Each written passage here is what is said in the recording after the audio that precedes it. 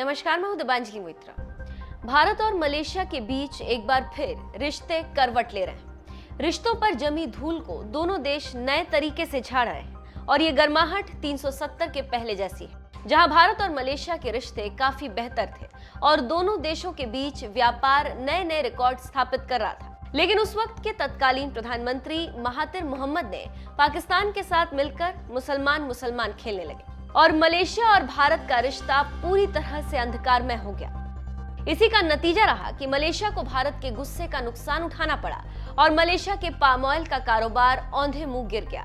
नतीजा ये हुआ कि कुछ ही महीनों के अंदर मलेशिया के पीएम को बदलना पड़ा और उसके बाद मलेशिया और भारत करीब आने लगे।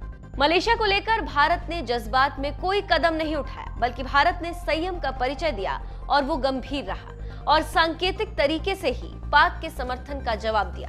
अब नए प्रधानमंत्री के दौर में पुराने रिश्ते ट्रैक पर आ रहे हैं। मलेशिया में नई सरकार चुने जाने के बाद भारत और मलेशिया के बीच कारोबारी रिश्ते में सुधार हुआ है। पिछले हफ्ते ही मलेशिया ने भारत से रिकॉर्ड 1 लाख टन चावल के निर्यात का सौदा किया। विदेशी न्यूज एजेंसी की माने तो उसके बाद भारतीय कारोबारी ने मलेशिया से 2 लाख टन क्रूड ऑयल का कॉन्ट्रैक्ट किया। ये ऑर्डर जून और जुलाई में भेजा जाएगा। साल 2020 के पहले 4 महीनों में भारत का कुल पाम ऑयल आयात साल 2019 के इसी टर्म के दौरान 50% से कम हो गया। भारत दुनिया का सबसे बड़ा खाद्य तेल का आयातक है और मलेशिया दुनिया का दूसरा सबसे बड़ा पाम ऑयल निर्यातक है। अभी हाल ही के दिनों में मलेशिया में पाम ऑयल अपने सबसे निचले स्तर पर पहुंच गया था। इसी वजह से इंडस्ट्रीज और कमोडिटीज मंत्री मोहम्मद खैरुद्दीन रजाली के मुताबिक भारतीय खरीद के बाद मलेशियाई सरकार का कहना है कि अब पाम ऑयल की कीमत बढ़ेगी और किसानों को राहत मिलेगी।